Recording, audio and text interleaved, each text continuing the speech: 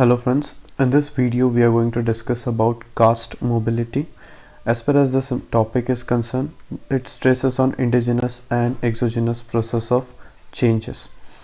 In this video we will be discussing about certain processes which result into the changes and that brings out the caste mobility. So certain factors which are important as far as the caste mobility is concerned include Sanskritization, Westernization, modernization, the important topics such as future of caste system. See, each one of them have potential to be asked for at least 10 marks. So each one of them is very important. I'll try to make separate videos on each one of them and we'll try to complete comprehensively. Okay, so let's start with this particular topic called as caste mobility.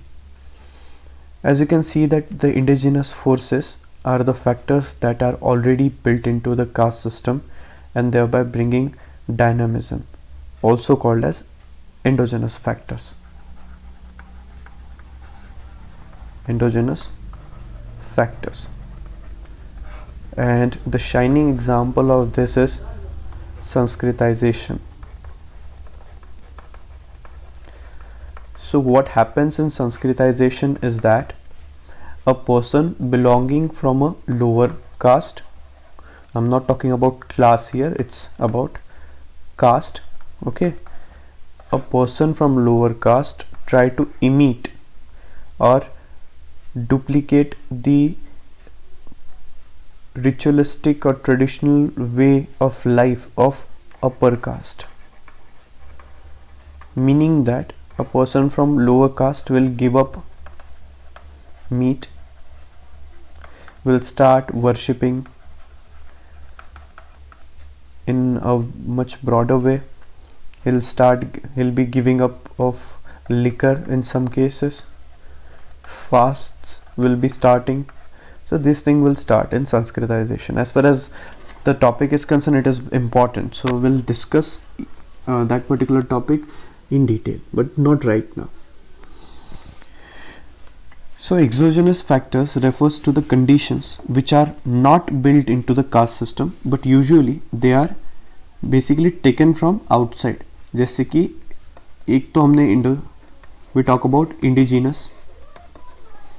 Under indigenous we talked about Sanskritization. Okay, Sanskritization, and there are exogenous processes, exogenous factors such as Westernization and modernization. Alright, so what these factors are, basically these are the conditions which are not built into the caste system but they are taken from outside. Then future of caste system depends upon, and the topics such as future of caste system, it depends upon both, that is indigenous factor and exogenous factors.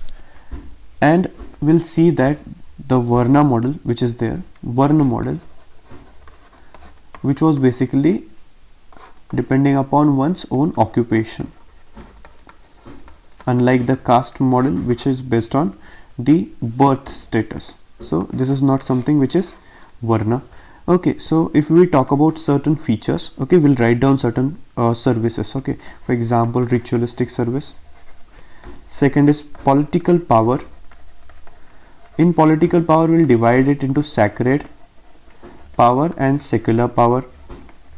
Okay, and the third, it is twice born, जिसे कहते हैं Dwija.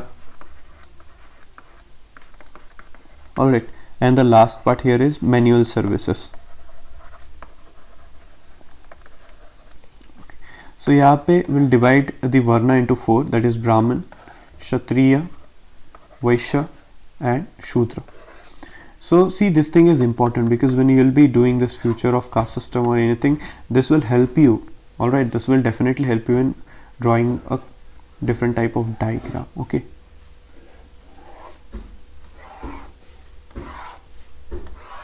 okay, so here if we talk about the ritualistic service, so yes, Brahmins can give the ritualistic service, no Kshatriya, Vaishya or Shudra can do that. If we talk about the political power, particularly sacred, so it was with Brahmin. But if we talk about the secular power, it was with Kshatriya. If we talk about the Dvija, who were basically given this particular, that is twice born. So Brahmin were twice born, Kshatriya were twice born, and Vaishya were twice born, but not the Shudra. And if we talk about the manual service, it was the responsibility or duty which was assigned or which was forced to Shudra community. Now Brahmins were the only ritual service provider, and that only to Kshatriya. Okay, so here this ritualistic service which Brahmins were providing, it was only to Kshatriya, not to Vaishya or Shudra in the first instances. Then political power is also derived from two sources, which is sacred and secular. So sacred is ability to interpret from sacred text, that who can basically interpret things from sacred text. And secular, if we are talking about, this is basically the power which was assigned to Kshatriya. And the twice born status was applicable to Brahmin, Kshatriya and Vaishya, and not to the Shudra. And manual services was provided by Shudra and was received by Brahmin, Kshatriya and Vaishya. See, the manual services was an indicator of social status. Okay, so this manual services was basically the social status, and it was traditionally they were doing that. Now if we talk about this status, that is social status, so the highest status, okay, it was given to none other than Brahmins, who were basically receiving the services.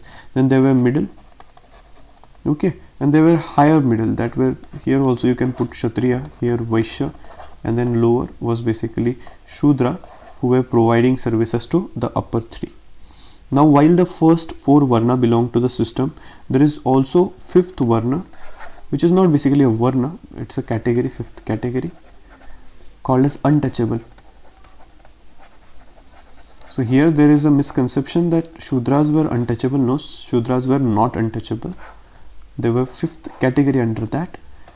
Then, you know, when the society progressed, they basically merged this two things, untouchable and Shudra.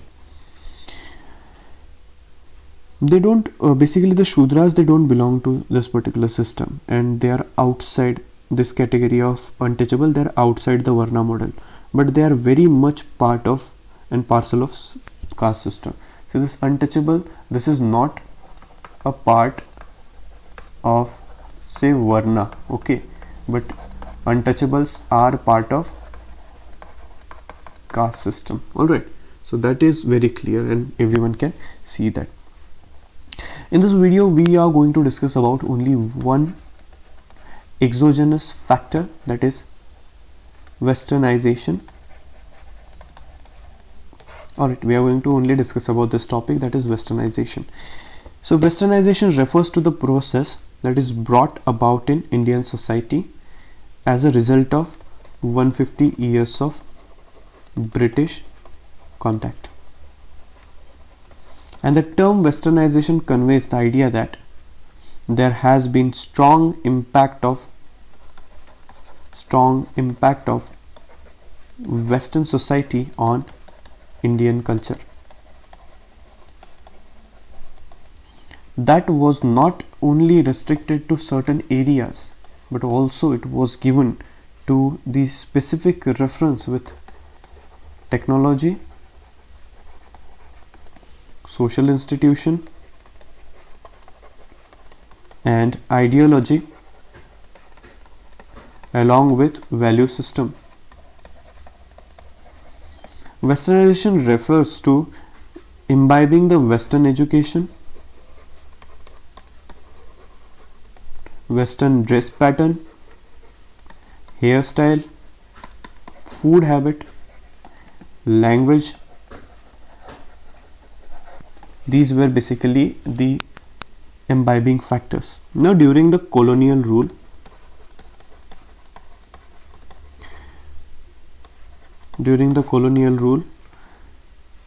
many of the elite upper class or upper caste from Indian families, they sent their children abroad to receive Western education in the institution of repute, okay, and they also came back with Western culture. So what happened, that there were very upper class, few upper class upper caste. So what they did, they sent their child abroad for education, and when they came back to India, they brought Western culture along with them. Many of the Indian families kept tutors to teach their daughter and son English language, Western lifestyle, culinary skills, and the art of communication. So basically the focus here is on copying Western life, which was a resultant of the colonial era and the British rule. So many of them took private tuitions and appealed in the formal institution examination. Okay. Then Westernization brought about changes either at the level of individual,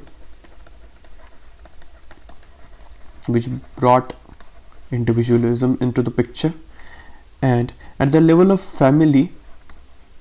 At the level of family, the individualism was given more preference, and it created a social rift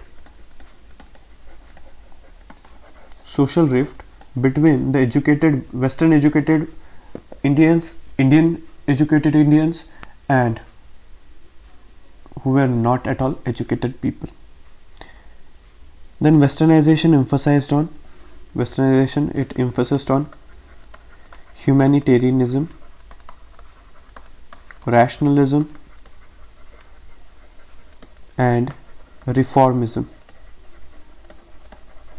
and it instilled a sense of critical apprehension, examination of existing tradition. So they basically started questioning the rationality. Based on the rationality, they questioned some of the traditions. All right. Then Westernization led to the series of institutional and social reform. Institutional and social reform. For example, increased the age of consent, then against the female infanticide, then against the sati, right? Sati, female infanticide.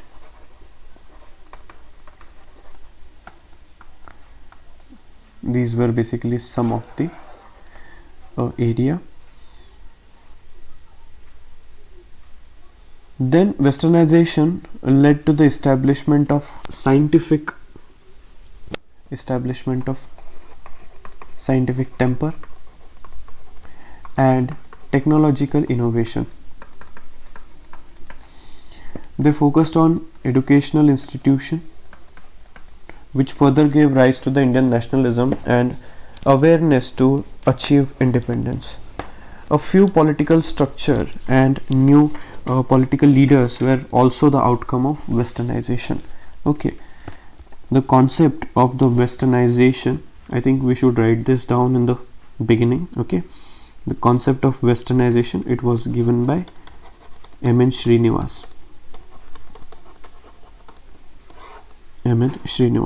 While he was explaining the various process of change,